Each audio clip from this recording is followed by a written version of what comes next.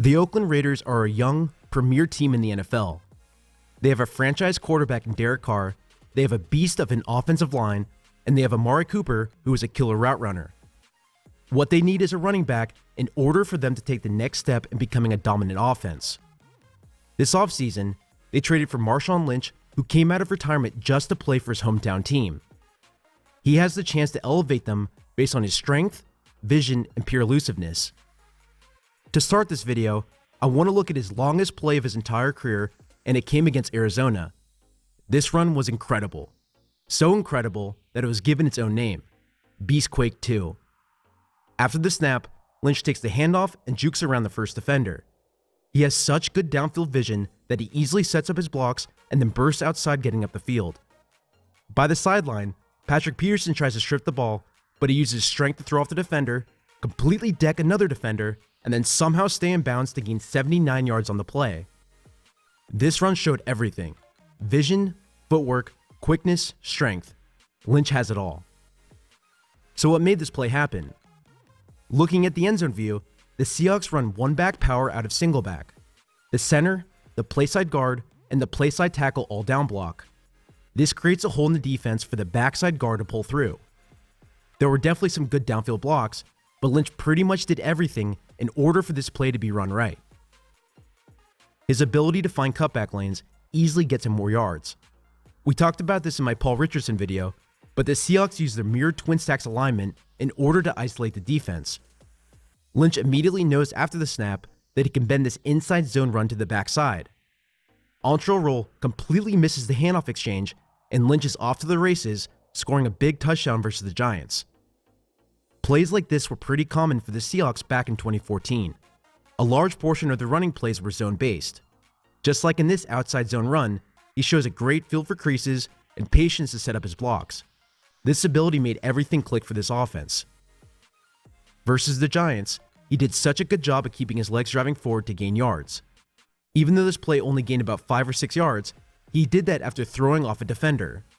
His tremendous balance and strength took this poorly blocked play from a 0-yard gain to a 6-yard gain just like that. Here's one last play from the Giants back in 2014.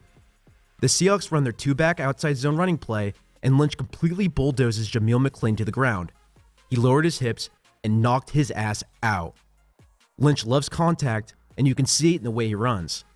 He refuses to be taken down by the first touch and is surprisingly slippery in the open field. These traits are a big reason why the Raiders didn't re-sign Latavius Murray. While he definitely has power and a large frame to handle the workload, he isn't good at breaking tackles. According to Football Outsiders, Murray was 36 out of 58 eligible running backs for broken tackles per touch. Last season, he broke about 15% of his tackles, while the elite running backs like David Johnson and LaShawn McCoy broke around 22%. While this may not seem like a huge difference, but 7% on 250 carries adds up to about 20 more broken tackles over the course of the season. Now, I don't have Lynch's 2014 numbers, but back in 2015 while he was dealing with injuries, he broke about 19% of his tackles. From a scheme standpoint, the Raiders' main running plays are duo, inside zone, outside zone, and Counter Trey. Back in Seattle, the Seahawks ran a large portion of inside zone from shotgun, which is what the Raiders like to do also. Lynch should fit these plays well. From my tracking, I only saw the Seahawks run duo a few times back in 2014. For those that don't know, duo, or draw pound, or crunch as the Raiders call it, is a man-blocking play run with zone principles. Their goal is to get 2 double blocks and have the running back read the Mike linebacker for his path. Depending on where he goes, the running back will cut opposite and look for a gap to dive into. This play requires second-level vision and an ability to set up blocks. If Lynch shows his 2014 form, I have no doubt he'll be successful running this play. The Raiders also use a decent bit of power running plays. These plays require creativity and an excellent ability to set up blocks just like duo. The Seahawks occasionally ran these plays, but Lynch will have to get used to running behind this offensive line. Overall, Marshawn Lynch is definitely a good pickup as long as he stays healthy. He has vision, strength, and surprising elusiveness. His patience and his ability to set up blocks are what makes his yards incentivized contract a great deal for the Raiders. For fantasy football, I've seen him getting drafted as early as the tail end of the first round. In my honest opinion, I think this is too early for him. There is still so much risk with him already being 31 years old and him not having seen the field in close to 2 years.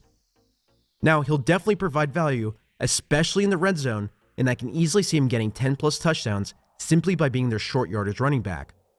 I don't think he'll break 1,000 yards, but I think he could easily end up around 800 or 900 yards depending on how many carries he gets.